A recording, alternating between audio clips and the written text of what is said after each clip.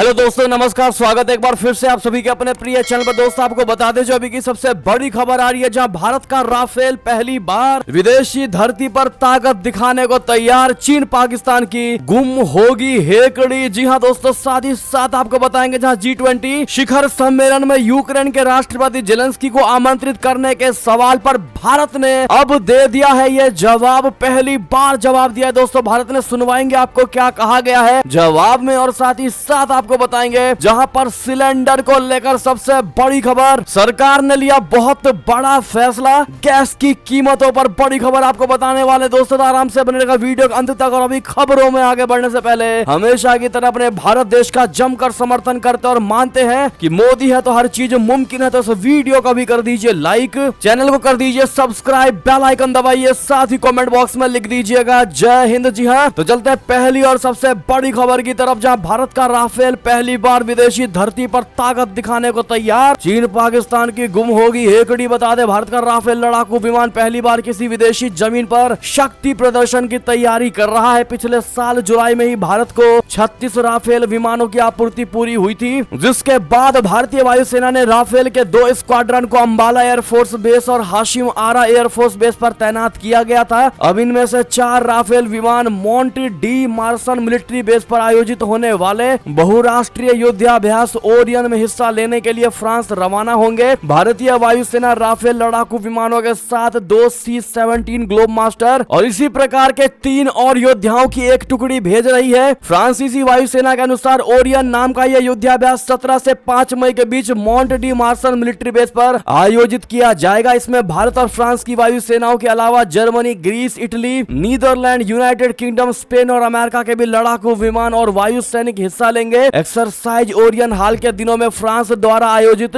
सबसे बड़ा अभ्यास है, जिसमें उत्तरी अटलांटिक संधि संगठन के लगभग 12,000 सैनिक शामिल होंगे। बहुत बड़ी मात्रा है दोस्तों। इस युद्धाभ्यास को 4 चरणों में आयोजित किया जा रहा है। लेकिन दोस्तों, इस खबर को बताने के पीछे सबसे बड़ा कारण क्या है, वो ये है कि पहली बार किसी युद्धाभ्यास में हिस्सा ले रहा है अपना राफेल। जी हाँ, फ्रांस में भारत का राफेल लड़ाकू विमान पहली बार किसी विदेशी देश में आयोजित युद्ध अभ्यास में हिस्सा लेगा। भारत में कई कॉम्बैट एक्सरसाइज के दौरान राफेल का इस्तेमाल किया जा चुका है। ऐसे में विदेशी जमीन पर राफेल का ये पहला लड़ाकू अनुभव होगा। फ्रांस से भारत डिलीवरी के लिए आते समय भारत के राफेल संयुक्त अरब अमीरात में लैंड कर चुके हैं। हालांकि ये सिर्फ मेंटेनेंस और रिफ्यूलिंग के लिए एक सामान्य हॉल्ट बस था। बहरहाल दोस्तों, पहली बार किसी विदेशी जमीन पर राफेल का पहुंचना और युद्धाभ्यास में शामिल होने के लिए भारतीय वायुसेना को इसके लिए all the best of luck जरूर कह दीजिएगा दोस्तों, और इस वीडियो पे लाइक बटन जरूर दबा दीजिएगा। चलते अगली खबर की तरफ, जहां G20 शिखर सम्मेलन में यूक्रेन के राष्ट्रपति जेलेंस्की को आमंत्रित करने के सवाल पर भारत ने दे दिया अब यह जवाब। बता दे, जिसका था सबको इंतजार, सिर्फ भारत के लोगों को ही नहीं बल्कि पूरे पश्चिमी देशों को इंतजार था कि भारत क्या जवाब देता है। लेकिन आपको बता दे बड़ी खबर, और उस खबर का इंतजार हुआ खत्म। भारत ने सितंबर महीने में होने वाले G20 शिखर सम्मेलन में यूक्रेन के राष्ट्रपति वोलोडिमिर जेलेंस्की को आमंत्रित किए जाने के सवाल पर कहा, जिन्हें आमंत्रित करना था उनकी सूची पहले से ही जारी कर दी गई है। आपको बता दें कि अभी तक आमंत्रित देशों की सूची में यूक्रेन का नाम नहीं है। इसीलिए जेलेंस्की की भागीदारी के बारे में बृहस्पतिवार को भी भारत ने कोई प्रतिबद्धता जाहिर नहीं की और विदेश सचिव विनय क्वात्रा के बयान का हवाला दिया। यूक्रेन की प्रथम उप विदेश मंत्री जापारोवा ने हालांकि मंगलवार को दिल्ली में एक विचार समूह को संबोधित करते हुए कहा था कि जेलेंस्की को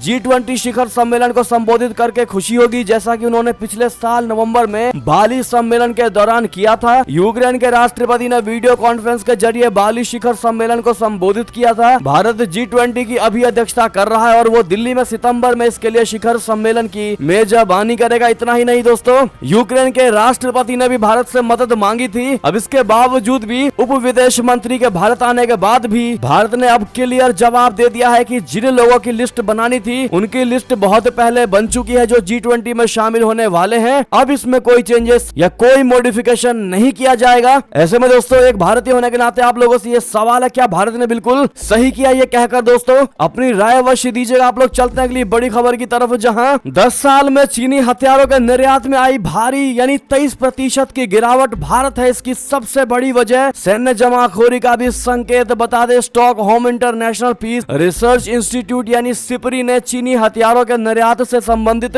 आंकड़े जारी किए हैं। इनके मुताबिक पिछले 10 साल में चीन के हथियारों के निर्यात में भारी गिरावट आई है। इसके अलावा सिपरी के आंकड़ों से पता चला है कि 2013-2017 की तुलना में 2018-22 में हथियारों का निर्यात 23% कम हो गया है। जियोपॉलिटिका ने बताया है कि ये यूक्रेन में जियोपॉलिटिक्स के तनाव और भारत के साथ वास्तविक नियंत्रण रेखा के साथ साथ चीन द्वारा सैन्य जमाखोरी का संकेत देता है। ताजा आंकड़े बताते हैं कि पिछले 10 वर्षों में वैश्विक हथियारों के निर्यात में चीन का कुल हिस्सा 6.3% से गिरकर 5.2% रह गया है, जबकि चीन ताइवान पर संभावित आक्रमण की तैयारी कर रहा है। इसके अलावा वो यूक्रेन में रूसिया का समर्थन करने के लिए अपने रक्षा औद्योगिक का उपयोग कर सकता है। सिपरी ने कहा कि चीन खुले तौर पर अफ्रीका के से मध्य पूर्व तक दुनिया भर के संघर्षग्रस्त क्षेत्रों में हथियार निर्यात कर रहा है। बात करें दोस्तों अगली बड़ी खबर की, जहां सेना की गोली से घायल हुआ पाकिस्तानी घुसपैठिया अस्पताल में है भर्ती, अब सर्जरी के लिए चाहिए ब्लड। बता दें जम्मू कश्मीर के एक सरकारी अस्पताल ने घायल पाकिस्तानी घुसपैठिए के लिए ए नेगेटिव ब्लड की अपील की है। ये पाकिस्तानी घुसपैठिया 8 से 9 अप्रैल की रात को पुंछ जिले में नियंत्रण रेखा के पास से पकड़ा गया था। अब राजौरी के सरकारी मेडिकल कॉलेज अस्पताल के डॉक्टर 2 पाकिस्तानी घुसपैठियों में से एक के लिए नेगेटिव ब्लड की तलाश कर रहे हैं। सेना के जवानों ने इसे जंगलों से घायल हालात में पकड़ा था। घायल घुसपैठिए की पहचान 23 वर्षीय मोहम्मद तारीफ के रूप में हुई है। बहरहाल इसका मंसूबा क्या था दोस्तों वो तो क्लियर नहीं हो पाया, लेकिन इसको ब्लड पहुंचा करके जिंदा करके पता लगाया जाएगा कि वास्तव में इसका मंसूबा क्या था। चलते हैं अगली खबर की तरफ, जहां सच में कैंसर से जूझ रहे हैं पुतिन। बेहद सीक्रेट ठिकाने में हो रही कीमोथेरेपी, लीक हुए दस्तावेजों से हुआ बड़ा खुलासा। बता दें बहुत बड़ी खबर, रशिया के राष्ट्रपति व्लादिमीर पुतिन चर्चाओं में रहते हैं। वो एक जिद्दी स्वभाव के नेता हैं। यूक्रेन से युद्ध के चलते 1 साल से भी अधिक का वक्त बीत चुका है, मगर कोई नतीजा नहीं निकला। उनको लेकर बीते 1.5 सालों से एक अफवाह बार बार उठती है कि वो कैंसर से पीड़ित हैं। कई बार कहा गया है कि उनको अल्जाइमर हो गया है। इस बीमारी में इंसान भूलने लगता है। एक बार उनका एक वीडियो जिसमें उनके हाथों में सिरिंज के निशान थे। अब एक और सीक्रेट जनरल लीक हुआ है जिसमें कहा गया है कि पुतिन अपने आर्मी चीफ के साथ मिलकर कैंसर का इलाज करा रहे हैं। अब इसमें कितनी सच्चाई है या हमेशा की तरह अफवाह, इसका पता नहीं चल पाया। हालांकि अमेरिका का बेहद सीक्रेट जनरल लीक हो गया है जिसमें कहा गया है कि यूक्रेन में युद्ध चल रहा है, इसको जारी रखने के लिए पुतिन अपना कैंसर का इलाज करा रहे हैं। वो आर्मी डॉक्टर की देख रेख में है। पिछले हफ्ते की एक दस्तावेज लीक हुआ था जिसमें यूक्रेन, साउथ कोरिया, इजराइल और संयुक्त अरब अमीरात के बारे में बहुत गोपनीय जानकारी थी। और इस लीक दस्तावेज में यह भी बताया गया कि जब से रशिया और यूक्रेन का युद्ध शुरू है तब से दोनों पक्षों से कितने सैनिक मारे जा चुके हैं। बहरहाल दोस्तों अगर वास्तव में पुतिन कैंसर से पीड़ित है तो उनके ठीक होने के लिए गेट वेल सून पुतिन जी जरूर कह दीजिएगा आप लोग, जिससे कि भारत और रशिया का संबंध अच्छे तरीके से बना रहे। अगली खबर की बात करते हैं, जहां जांबाज जनरल के मुरीद हुए पाकिस्तान के एक्सपर्ट बिपिन रावत की फोटो हर पाकिस्तानी के बटुए में होनी चाहिए, कह रहे हैं ऐसी बात। जी हां, हर पाकिस्तानी के जेब में जनरल बिपिन रावत की फोटो होनी चाहिए, ऐसा दोस्तों खुद पाकिस्तानी एक्सपर्ट कह रहे हैं। बता दे बड़ी खबर, पाकिस्तानी जर्नलिस्ट आरजू काजमी के साथ एक इंटरव्यू में साजिद तरार ने बेबाकी से भारत और पाकिस्तान के बीच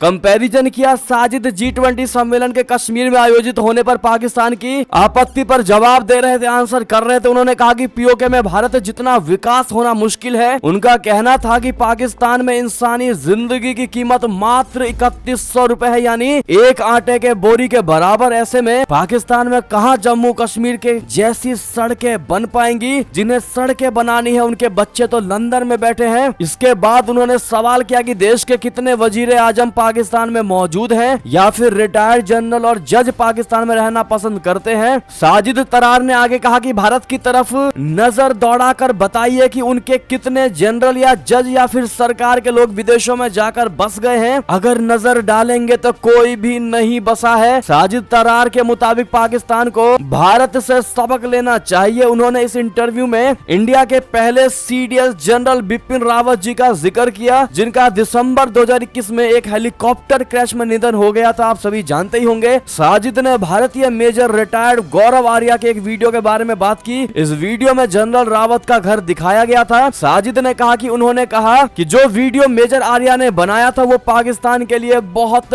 बड़ा चैलेंज है। जनरल रावत की फोटो तो हर पाकिस्तानी की जेब में होनी चाहिए, क्योंकि वो जिस घर में रहते थे उस घर में 2 और जनरल रहते थे और उस घर को देखने से चरित्र और शराफत नजर आती है, ना कि करप्शन दिखाई देगा। जब पाकिस्तान में लोगों के बच्चे लंदन में पढ़ेंगे तो उनकी फीस देने के लिए अच्छे अच्छे पदों पर बैठे अफसर, नेता, मंत्री हम जैसे जनता का खून तो चूसेगा ही। ऐसे में दोस्तों पाकिस्तान को लताड़ लगा आते हुए खुद पाकिस्तानी एक्सपर्ट ने ये कह दिया है कि भारत से सीखो और भारत के स्वर्गीय जनरल बिपिन रावत जी की फोटो हर एक पाकिस्तानी अपने जेब में रखे ताकि वो ईमानदार बन सके और मोटिवेटेड रहे। बहरहाल दोस्तों, तो देखा अपने जनरल बिपिन रावत जी का बोलबाला पाकिस्तान में भी होता नजर आ रहा है। बहरहाल इस पर आपकी जो भी राय हो दोस्तों कमेंट में लिखना मत भूलेगा, लेकिन उनको श्रद्धांजलि जरूर दीजिएगा जब उनकी बात आ ही गई है जनरल बिपिन रावत जी को। चलता अगली बड़ी खबर की तरफ, जहां विदेश मंत्री जयशंकर जी ने मोजाम्बिक में मेड इन इंडिया ट्रेन में किया सफर, कह दी ये बात। बता दें, विदेश मंत्री जयशंकर जी ने अपने मोजाम्बिक दौरे के दौरान मेड इन इंडिया यानी भारत में निर्मित ट्रेन में सफर किया और देश में रेल नेटवर्क, इलेक्ट्रिक वाहनों व जलमार्ग संपर्क का दायरा बढ़ाने के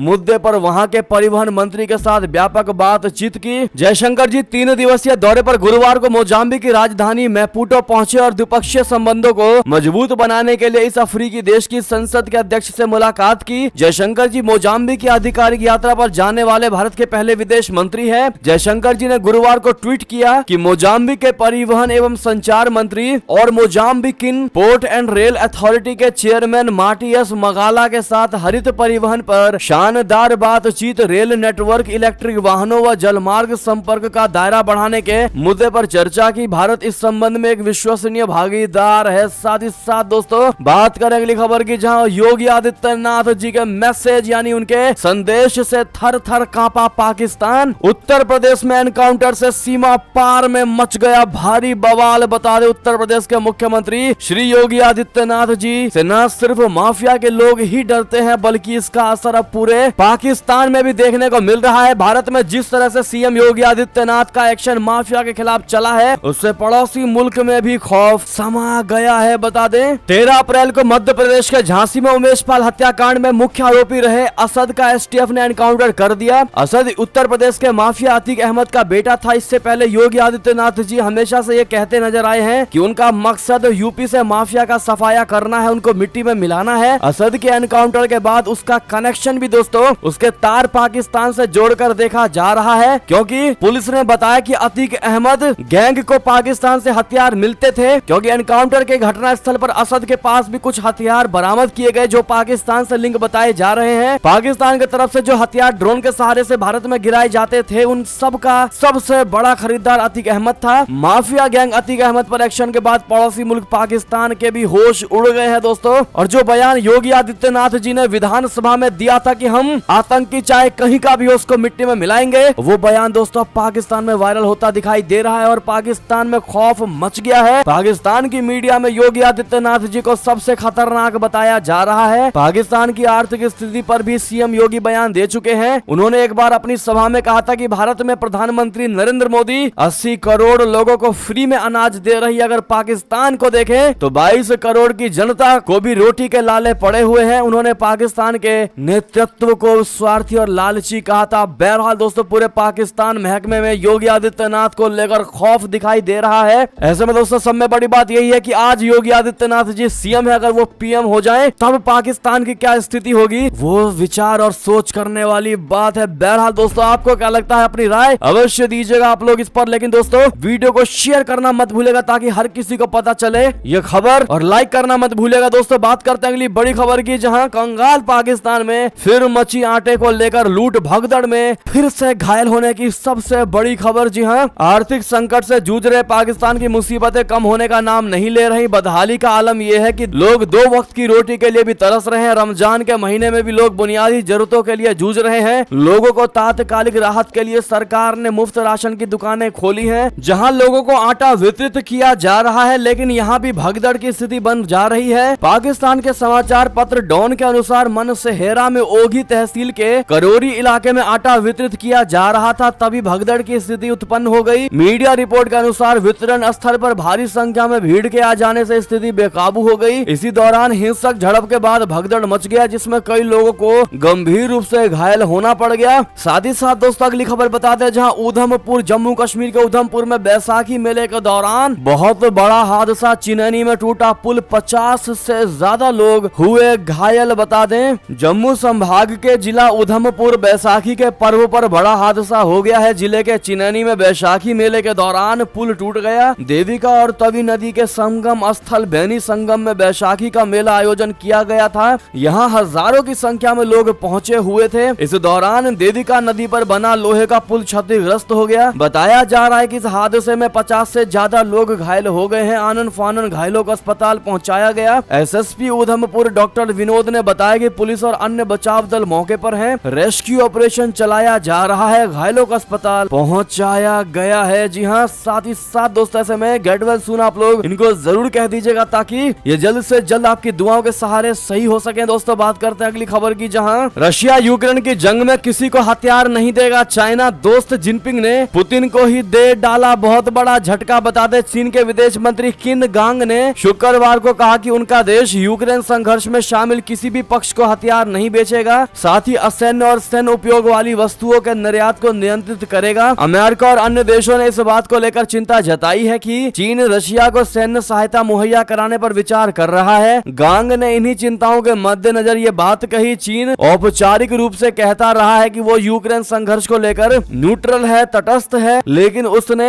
राजनीतिक रूप से रशिया का समर्थन किया है। गांग ने संघर्ष का शांतिपूर्ण समाधान खोजने के लिए बातचीत को संभव बनाने में मदद करने की इच्छा दोहराई और कहा कि सभी पक्षों को वस्तुनिष्ठ और शांत रहना चाहिए। चीन आई जर्मनी की विदेश मंत्री अन्ना लेना बेयरबॉक के साथ संवाददाता सम्मेलन को संबोधित करते हुए गांग ने क्षेत्रीय तनाव बढ़ाने के लिए ताइवान सरकार को जिम्मेदार बताया। बीजिंग ताइवान पर अपना दावा करता है और उसने इस द्वीप को डराने की कोशिश के तहत बृहद स्तर पर सैन्य अभ्यास किए हैं। साथ ही साथ दोस्तों बात करें अगली बड़ी खबर की, जहां भारत को नेपाल से तोहफे में मिल रही है एक पन बिजली परियोजना। क्या नेपाल सरकार भारत को नेपाल में एक पन बिजली परियोजना उपहार में दे रही है जिसकी उत्पादन क्षमता 669 मेगावाट है? शायद हाँ, जी हाँ। प्रधानमंत्री पुष्प कमल दहल प्रचंड की अध्यक्षता में निवेश बोर्ड नेपाल की 53वीं बैठक ने गुरुवार शाम को भारत के राज्य के स्वामित्व वाले सतलुज पन बिजली निगम यानी SJVN द्वारा प्रस्तावित 92.68 अरब रुपए के निवेश को 669 मेगावाट लोअर अरुण पन बिजली परियोजना के विकास के लिए मंजूरी दे दी। 900 मेगावाट अरुण 3 और 695 मेगावाट अरुण 4 बिजली परियोजनाओं के बाद अरुण नदी पर शुरू की गई यह तीसरी परियोजना है। अरुण 3 की निवेश लागत 1.04 अरब डॉलर है। जी हाँ, साथ ही साथ दोस्तों एक और बड़ी खबर आपको बता दें, जहां रशिया और सऊदी अरबिया के इस कदम से भारत को लगा तगड़ा झटका। रशिया, सऊदी अरबिया समेत ओपेक प्लस के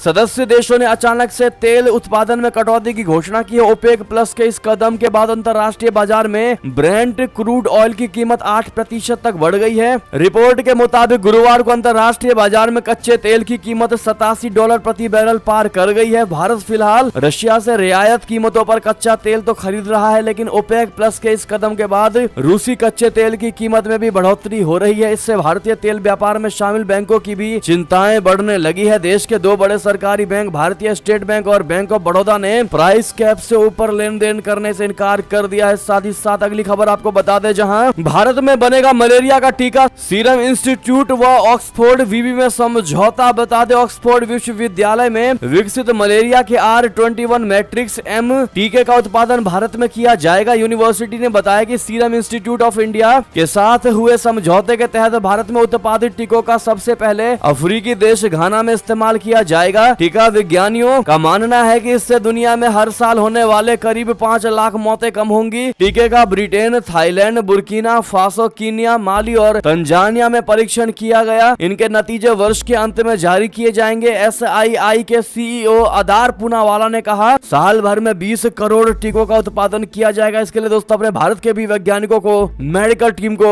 ऑल द बेस्ट जरूर कह दीजिएगा आप लोग। साथ ही साथ बड़ी भयंकर वाली खबर आपको बता दें, जहां रोजाना हो सकती है 15,000 संक्रमितों की मौत। भयंकर विकराल रूप ले लेगी कोरोना की ये लहर। जी हाँ दोस्तों, ये हम नहीं बल्कि एक रिपोर्ट में बहुत बड़ा दावा किया गया है। जी हाँ दोस्तों, 14 दिन के भीतर लग जाएगा लॉकडाउन। अगर ऐसा हाल रहा तो ये रिपोर्ट सच हुआ तो बता दें कोरोना संक्रमण ने भारत सहित दुनिया के कई देशों में एक बार फिर दस्तक दे दिया है। बात भारत की करें तो यहाँ रोजाना हजारों नए मरीज सामने आ रहे हैं। वहीं संक्रमितों की मौत का सिलसिला भी शुरू हो गया है। साथ ही एक्सपर्ट ने चेतावनी दे दी है कि आगामी 2 हफ्ते के भीतर कोरोना संक्रमण चरम पर हो सकता है। लेकिन इस बीच एक स्वास्थ्य विश्लेषक फर्म ने जो दावा किया है उसे जानकर आपके भी होश उड़ जाएंगे। जी हाँ, दरअसल लंदन की एयरफिनिटी लिमिटेड नामक फर्म का दावा दावा है कि जलवायु परिवर्तन, अंतर्राष्ट्रीय यात्राओं में बढ़ोतरी, बढ़ती जनसंख्या और जानवरों से इंसानों में फैलने वाली बीमारियों के चलते महामारी फैलने की आशंका बनी हुई है। हालांकि कंपनी ने यह भी कहा है कि अगर नई संक्रामक बीमारी का पता चलने के बाद 100 दिनों के भीतर ही उसकी वैक्सीन बना ली जाएगी तो महामारी का खतरा कम होकर 8% तक रह जाएगा। जी हाँ, अगर हालात बिगड़ते हैं और काबू से बाहर हो जाते हैं तो बर्ड फ्लू जैसे वायरस से के संक्रमण से अकेले ब्रिटेन में ही हर दिन 15,000 लोगों की मौत हो सकती है। बहुत बड़ी खबर है दोस्तों और बहुत बड़ी बात इस रिपोर्ट में की गई है। और भारत में भी दोस्तों लगातार संक्रमण की संख्या बढ़ रही है, लगातार कोरोना के केसेस फिर बढ़ने लगे हैं। ऐसे में मेरी और हमारे पूरे टीम की तरफ से आप सभी से रिक्वेस्ट है दोस्तों, कृपया करके अपना ख्याल रखिए और जहां जरूरत ना हो कृपया वहां ना जाएं और बाहर निकले तो बिना मास्क के बाहर ना जाएं। चलते अगली खबर की तरफ, जहां क्या बीजेपी में शामिल होंगे अजीत पवार? शिवसेना नेता संजय रावत के दावे के बाद मची हलचल, बता दें शिवसेना उद्धव ठाकरे गुट ने नेता और राज्यसभा सांसद संजय रावत के अजीत पवार को लेकर दिए गए बयान के बाद महाराष्ट्र में सियासी गर्मियां एक बार फिर से तेज हो गई हैं। संजय रावत ने कहा कि नेशनलिस्ट कांग्रेस पार्टी के नेता अजीत पवार बीजेपी में शामिल हो सकते हैं। ये बात उन्होंने गुरुवार को कही। संजय रावत ने कहा कि शिवसेना के बागी और विरोधी दल पार्टी तोड़ने के लिए ऐसे प्रयोग करते रहे हैं। बीजेपी का मंसूबा अजीत पवार को भी बागी साबित करने का है। पिछली कोशिशों की तरह इस बार ये प्रयोग नेशनल कांग्रेस पार्टी के साथ हो रहा है। उन्होंने आगे कहा कि शिवसेना के विधायकों और सांसदों को लगातार ईडी के छापे से परेशान किया जा रहा है। साथ ही साथ दोस्तों एक और खबर आपको बता दें, जहां राहुल गांधी खाली कर रहे हैं सरकारी घर, 10 जनपद शिफ्ट हो रहा है इनका सामान। बता दें पूर्व लोकसभा सांसद और कांग्रेसी नेता राहुल गांधी सरकारी बंगला खाली कर दिया गया है। उनका सामान मां सोनिया गांधी के आवास से 10 जनपद शिफ्ट किया जा रहा है। मोदी सरनेम मामले में राहुल गांधी को सूरत कोर्ट से 2 साल की सजा मिलने के बाद लोकसभा की सदस्यता से अयोग्य करार दिया गया था। इसके बाद उन्हें सरकारी आवास खाली करने का नोटिस दिया गया था। नोटिस में राहुल गांधी को 22 अप्रैल तक सरकारी आवास खाली करने को कहा गया था। सूरत में मुख्य न्यायिक मजिस्ट्रेट एच वर्मा की अदालत ने मोदी सरनेम को लेकर राहुल की ओर से की गई एक टिप्पणी के संबंध में दायर आपराधिक मानहानि के मुकदमे में उन्हें 23 मार्च को दोषी करार देते हुए 2 साल के कारावास की सजा सुनाई थी। साथ ही साथ दोस्तों एक और बड़ी खबर आपको बता दें, जहां इशारों ही इशारों में असम से मोदी का कांग्रेस पर बड़ा हमला। कहा क्रेडिट के भूखे लोगों और जनता पर राज करने की भावना ने देश को बहुत अहित किया है। बता दें प्रधानमंत्री नरेंद्र मोदी जी ने शुक्रवार को कांग्रेस सहित अन्य विपक्षी दलों पर निशाना साधते हुए कहा कि पिछले 9 वर्षों में हुए विकास की चर्चा से कुछ लोगों को बहुत परेशानियां होती हैं और श्रेय पाने के ऐसे भूखे लोगों व राज करने की उनकी भावना ने देश का बहुत अहित किया है। प्रधानमंत्री ने पूर्वोत्तर में 1123 करोड़ रुपए की लागत से निर्मित पहले अखिल भारतीय आयुर्विज्ञान संस्थान गुवाहाटी को राष्ट्र को समर्पित करने के लिए आयोजित एक समारोह में यह भी कहा है कि ऐसी भावना रखने वालों को उत्तर पूर्व के राज्य दूर लगते थे, लेकिन भारतीय जनता पार्टी के नेतृत्व वाली सरकार समर्पण भाव से वहां की सेवा करती है। उन्होंने कहा कि उनकी सरकार ने पिछले 9 वर्षों में पूर्वोत्तर में सामाजिक बुनियादी ढांचे में आमूल चूल सुधार सुनिश्चित करने के लिए कड़ी मेहनत की है। जी हाँ, मोदी जी ने कहा कि आजकल एक नई बीमारी देखने को मिल रही है। मैं देश में कहीं भी जाता हूँ, पिछले 9 वर्षों में हुए विकास की चर्चा करता हूँ तो कुछ लोगों को बहुत परेशानियां हो जाती हैं। ये नई बीमारी है उनकी शिकायत। वे शिकायत करते हैं कि दशकों तक उन्होंने भी देश पर राज किया है लेकिन उन्हें क्रेडिट क्यों नहीं मिलता। उन्होंने कहा कि क्रेडिट के भूखे लोगों और जनता पर राज करने की भावना ने देश को बहुत अहित किया है। क्या आप भी मोदी जी के बात का समर्थन करेंगे? दोस्तों अपनी राय अवश्य दीजिएगा। साथ ही साथ अगली खबर की बात करते हैं, जहां बहुत बड़ी खबर आपको बताने वाले हैं। गैस की कीमतों पर सरकार ने लिया बहुत बड़ा फैसला, अब मिलेगा सस्ता सिलेंडर। कैसे? बता दें देश भर में बढ़ती गैस की कीमतों को कम करने के लिए सरकार की तरफ से बहुत बड़ा फैसला लिया गया है। अब सरकारी तेल कंपनियां देश भर में नई गैस निर्धारण की व्यवस्था को लाने जा रही है, जिससे आम जनता को राहत मिलेगा। इसके साथ ही गैस की कीमतों में गिरावट देखने को मिलेगी। देश की नई गैस मूल्य निर्धारण व्यवस्था में ONGC और ऑयल इंडिया लिमिटेड यानी ऑयल जैसी गैस कंपनियों की आय घटेगी। सरकार ने 6 अप्रैल 2023 को नए दिशा निर्देशों की घोषणा की थी। इसके तहत सरकार घरेलू स्तर पर उत्पादित गैस की कीमतें मासिक आधार पर तय करेगी। ये दर पिछले महीने में भारतीय क्रूड बास्केट भारत द्वारा आयातित कच्चे तेल की औसत टन कीमत का 10% होगी। सरकार ने गैस कीमत के लिए $4 प्रति 10 लाख ब्रिटिश थर्मल यूनिट की निचली सीमा और $6.5 प्रति यूनिट की ऊपरी सीमा भी तय की है। साथ ही साथ दोस्तों 1 जुलाई से शुरू होने जा रही अमरनाथ यात्रा अगले हफ्ते से रजिस्ट्रेशन शुरू हो गया है। जो भी लोग अमरनाथ यात्रा करने वाले उन सभी के लिए बड़ी खुशखबरी की खबर है। तो दोस्तों कमेंट में जय अमरनाथ बाबा जरूर लिख दीजिएगा। और साथ ही साथ दोस्तों ये थी अब तक की सारी बड़ी खबरें। आपको हमारी खबर कैसी लगी? आशा करता हूँ दोस्तों बहुत अच्छी लगी होगी। अगर थोड़ी भी अच्छी लगी है तो इस वीडियो को भी अपने भाई बंधुओं में व्हाट्सएप, फेसबुक, ट्विटर के जरिए पूरे भारत में शेयर करना बिल्कुल मत भूलिएगा। और अभी कर दीजिए इस वीडियो को लाइक, चैनल को कर दीजिए सब्सक्राइब, बेल आइकन दबाइए, साथ ही कमेंट बॉक्स में लिख दीजिएगा जय हिंद जय भारत। तो मिलते हैं आपसे अगली बड़ी खबर में, तब तक अपना ख्याल रखिएगा। आप सभी का बहुत बहुत धन्यवाद साथ देने के लिए, साथ बने रहने के लिए। जय हिंद जय भारत।